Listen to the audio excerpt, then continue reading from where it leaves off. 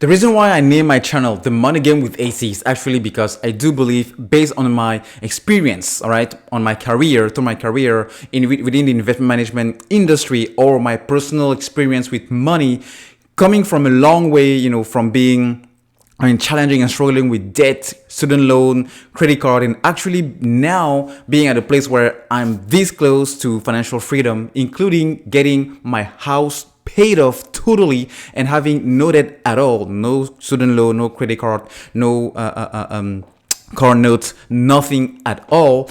Definitely helped me to understand one of the keys into getting successful with money and winning with money and being at a place where you don't have to worry at all about money. And this is making your money work for you while you sleep. Because some of us, pretty much a lot of us, always had the tendency to think that they can attain financial freedom or get to that place where money is not an issue, money is not a worry, money is not a question, by working hard. And yes, it is true, because hard work pays off. No doubt about that at all. But the thing is, we only have 24 hours, only 24 hours in a whole day. So even though you have 3, 4, 5 jobs, you only have 24 hours to do so much. So why not get to the side of people who are now millionaires or even billionaires that actually understood that and shifted the mindset and start doing actions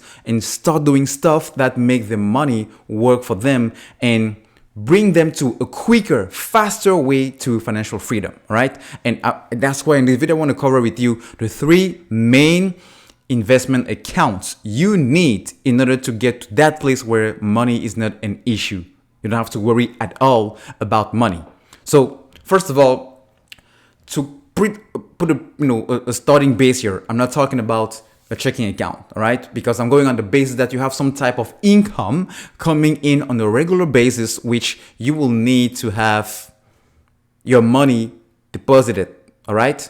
Now, once you go through your expenses, once you go through a budget, once you do, you go through exactly how much you need to pay, how much you need to expense, how much you need to disburse, the remaining is what we call savings. We all know that. Now, the difference between all of us is that some of us are actually in a place where they are saving 70-80% of their income, and others are, working and blowing out pretty much 120% of that income. But that will be, the course of a total separate video. So once you have that savings, it's actually when you start putting that money to work, right? So in order to actually get these 3 type of investment accounts, you need to structure your goals into 3 main goals. Long term, talking about the next 25 years old, 30 years from now.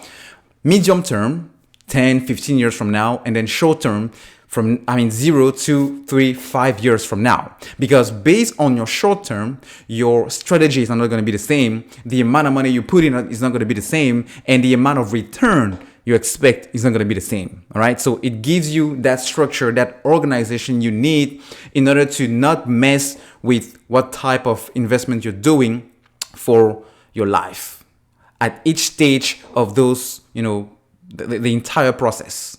Now, starting with the long term, 401k/IRA. These 2 are what we call retirement accounts.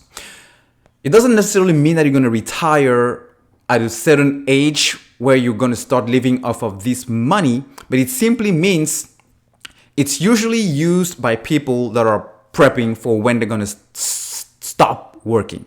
Even though I don't think anybody can actually stop doing any type of thing, whether it's for money or just passion. All right. So the 401k is one of option that most of the employers here in the US offer. But if you don't have that option through employment, or whether you are, a freelancer, you are a business owner, whether it's small, medium, large, it doesn't matter. You can actually have a 401k open on your own. And if you don't want to open a 401k, you can actually go and have a Roth 401k or an IRA open up, because it's still for that long-term gain, for that long-term strategy and goal, but it gives you a tax benefit. Because let's say you start putting money now, and in 25 years from now, you have two, 3 or $5 million into that nest egg. Well, a 401k will allow you to withdraw that money, but you still have to pay tax. But the thing is, you don't know exactly how the tax rate is going to be in 20 years, in 10 years, in 30 years. So why not have your money invested now and you pay taxes as you go, so that when the time comes for you to actually cash out, you will not have to worry about the tax rate, even though at that time it's going to be 50%. You don't care because you already got rid of your tax when you were investing along the way. So I think 401k/IRA are definitely the main goals. I mean, the main type of accounts you need for the long term. But in these, personally, I'm doing only mutual funds and index fund in those two type of accounts. Now, when it comes to the medium term, I'm going to actually talk about a brokerage account and a 529 or an ESA. But the 529 and the ESA actually depends on whether or not you have children or you are planning on having children. Because here in America, for example, okay, I've traveled a lot. I've lived in Africa, I live in Europe, and I live here in the US. But I still believe the American dream is possible. And one way of achieving that American dream is going through school. Not necessarily to go to get a degree, but actually to learn something that will allow you to get a good income in order to save and start investing, and also allows you to get up the ladder in the social ladder, and giving the opportunity to your kids to actually also go and get some type of education, high skilled education, even though they will choose to go into the entrepreneurship later on. That's totally up to them. But at this point, I think it's still possible, and it's a very good deal and great deal to actually have some money saved up from the moment your kids are born, so that they won't have to worry about education later. It doesn't matter if we want to go to top Ivy Leagues or just, community college locally, they have the money set aside. And just with what, 50, 60, even $100 every single month, you can set hundreds of thousands of dollars through an ESA or 529 accounts for your kids. And in the case, they don't want to go, you can still transfer those to, cousins, nephews, or family members. Now, if you don't plan on having children, or you don't have children, well,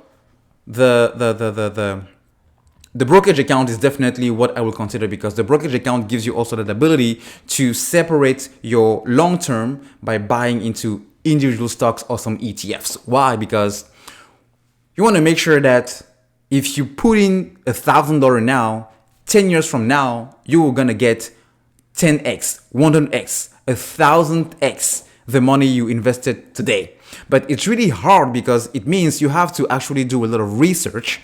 You have to pretty much seek, and it's really similar to betting on a horse for a race, because you don't actually know which horse is going to race. I mean, it's going to win the race, even though some of the conditions and the facts and the history and the past on some of the runners can give you an indication. But how easy it is to bet on who is going to be the next Tesla, the next Amazon, the next Bank of America. It's very difficult.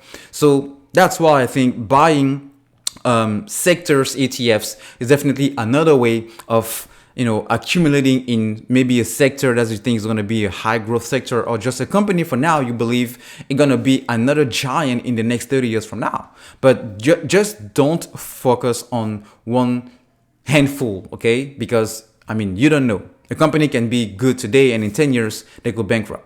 All right. So a brokerage account is what I would consider to be that medium term investment you need to actually set yourself for financial freedom. And then finally, on the short term, you can still use the brokerage account, but keep in mind of the capital gains, because if you are not exceeding the 1 year capital gains, you will be taxed even higher than if you had to hold on these positions and sell those after 12 months.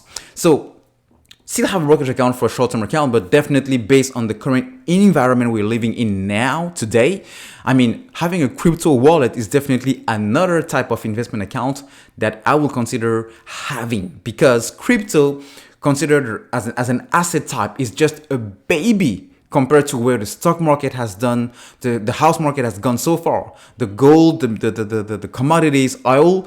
But crypto is just a baby. All right. So we're talking about 1 trillion, and stock market, gold market, oil market are at 10x, 20x, 50x that amount. So there is still a huge amount of potential to be made here in the crypto space.